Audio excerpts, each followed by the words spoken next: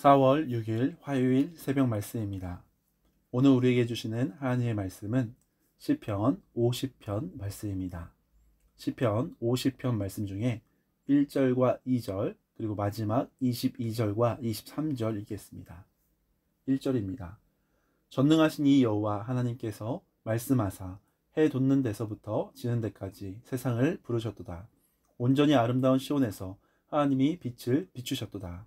22절 하나님을 잊어버린 너희여 이제 이를 생각하라. 그렇지 아니하면 내가 너희를 찢으리니 건질 자 없으리라. 감사로 제사를 드리는 자가 나를 영화롭게 하나니 그의 행위를 옳게 하는 자에게 내가 하나님의 구원을 보이리라. 아멘.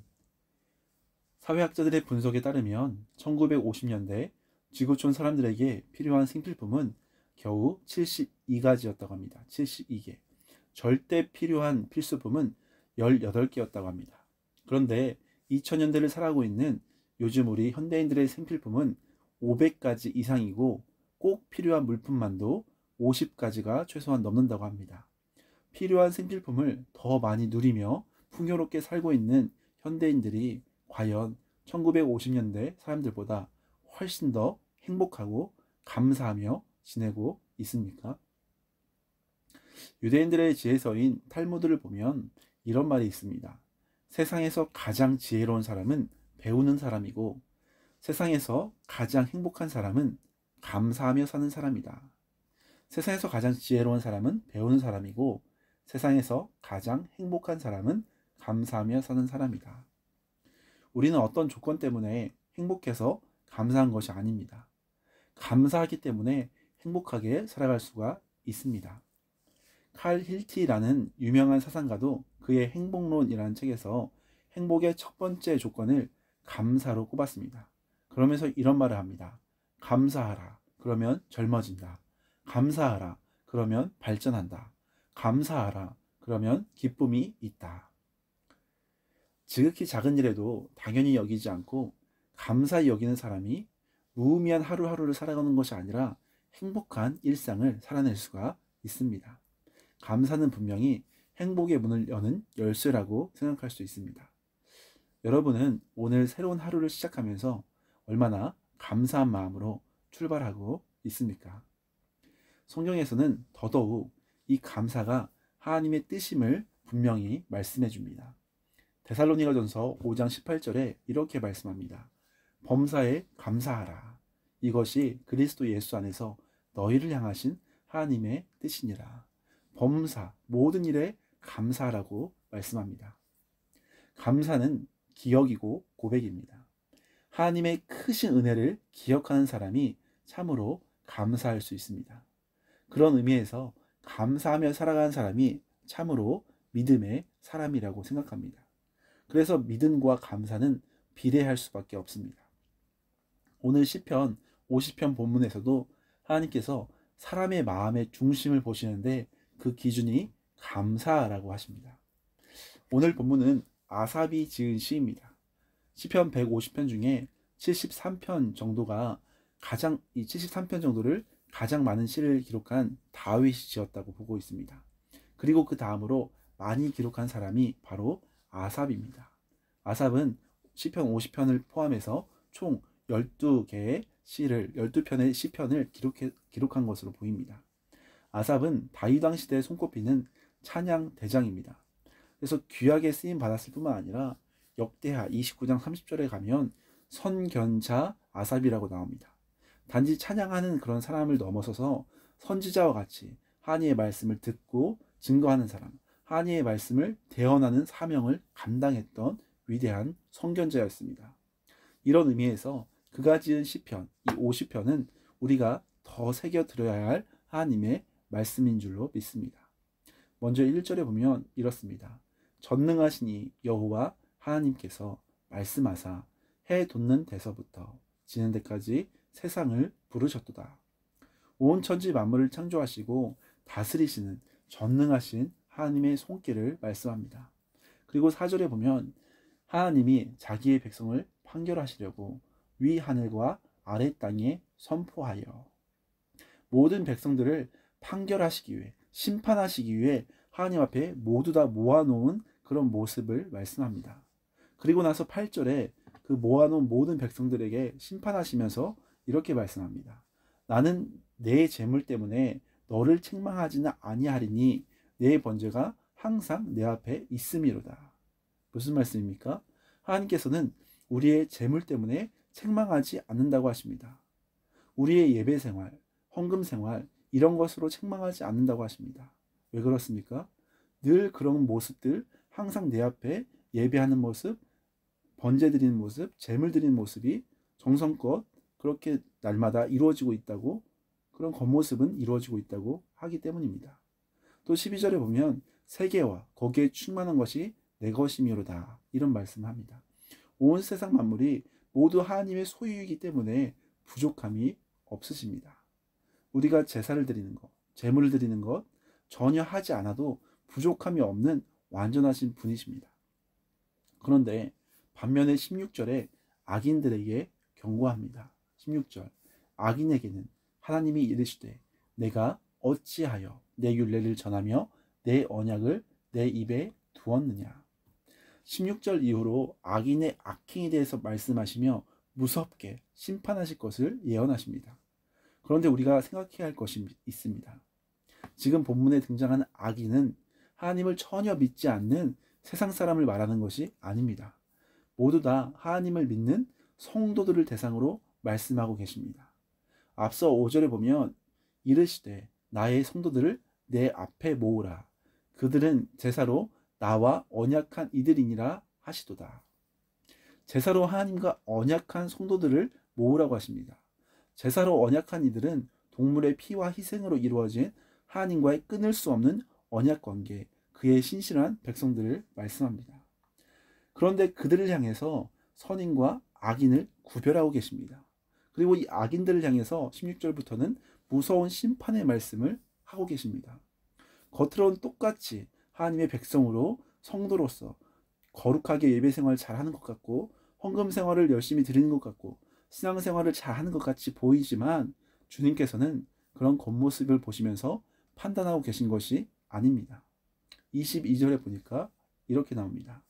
하나님을 잊어버린 너희여 이제 이를 생각하라. 그렇지 아니하면 내가 너희를 찢으리니 건질 자 없으리라.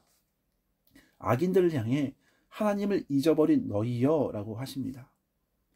겉으로 예배 잘 드리고 신앙생활 잘하는 것 같지만 그 마음에는 하나님의 은혜를 잊어버린 자들입니다.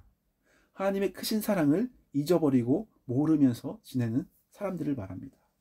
하나님의 은혜와 사랑을 깊이 생각하지 않으면 미지근한 신앙으로 머무는 정도가 아니라 내가 너희를 찢어버릴 것이다. 그러면 절대 건질 자가 없을 것이다. 라면서 무섭게 경고하시는 부분입니다. 우리가 그렇게 생각할 수 있겠습니다.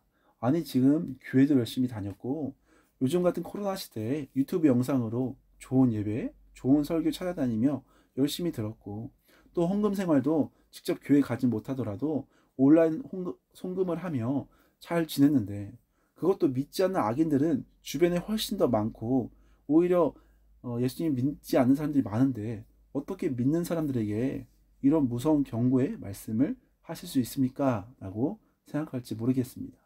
그런데 하나님께서는 악인과 의인을 나누는 기준을 명확히 말씀해 주고 계십니다. 14절입니다. 감사로 하나님께 제사를 드리며 감사로 하나님께 제사를 드리며 그리고 마지막 23절에도 나옵니다. 감사로 제사를 드리는 자가 나를 영화롭게 하느니 감사로 제사를 드리는 자가 나를 영화롭게 한다. 하나님께서 보시는 기준은 그 마음의 중심에 감사한 마음이 있느냐 아니면 하나님을 잊어버리고 감사하지 아니하고 불평하며 살아가고 있는가, 그 감사의 마음을 보신다고 말씀하십니다. 똑같이 신앙생활은 하지만 겉으로는 더 잘 경건하게 얼마든지 사람을 속이며 생활할 수도 있습니다. 그러나 그 마음의 중심에 하나님은 보시고 아십니다. 그 마음의 중심에 하나님을 향한 간절한 감사와 사랑이 있으므로 주님께 즐거이 드리는 예배인지 제물인지 기쁨의 헌신인지 주님은 다 아십니다. 그러나 반대로 억지로 마지못해 불평 불만 가운데 드리는 종교 형식이라면 주님은 기뻐하지 아니하실 뿐만 아니라 그 모습을 심판하신다고 말씀하십니다. 감사는 우리를 구원하신 예수 그리스도의 은혜를 기억하며 감격하며 주님 앞에 고백하는 겁니다. 감사는 구원의 기쁨을 회복하는 것입니다. 감사는 주님의 도우심의 손길을 깊이 깨닫고 주님 앞에 엎드려 나아가는 것입니다. 오늘 23절 말씀처럼 감사로 삶의 예배를 드리는 자가 진정으로 하나님을 영화롭게 영광스럽게 영광을 올려드리는 복된 삶을 살아갈 수 있습니다. 감사하는 자에게 하나님의 구원의 은혜를 더욱 풍성히 보여주시겠다고 약속하고 계십니다. 그렇다고 무조건적으로 긍정의 힘을 믿으며 감사하라고 지금 말씀을 드리는 것이 아닙니다. 죄 가운데 죽어 마땅한 우리를 십자가의 사랑으로 구원해 주신 그 주님의 은혜를, 그 사실을 기억하라는 것입니다. 구원의 감격을 회복하라는 것입니다. 오늘 본문 22절에서도 말씀합니다. 하나님을 잊어버린 너희여, 하나님을 잊어버린 너희여, 이제 이를 생각하라. 감사의 선제 조건은 긍정의 힘이 아니라 주님의 은혜를 기억하고 회복하는 것입니다. 하나님의 창조하신 은혜, 주님의 구원의 역사, 날마다 함께 하시며 돌보시는 그 신실하신 사랑을 잊지 말고 기억하고 생각하고 회복하라는 것입니다. 우리는 지난 한 주간 고난 주간을 보내고 또 부활주일을 보냈습니다.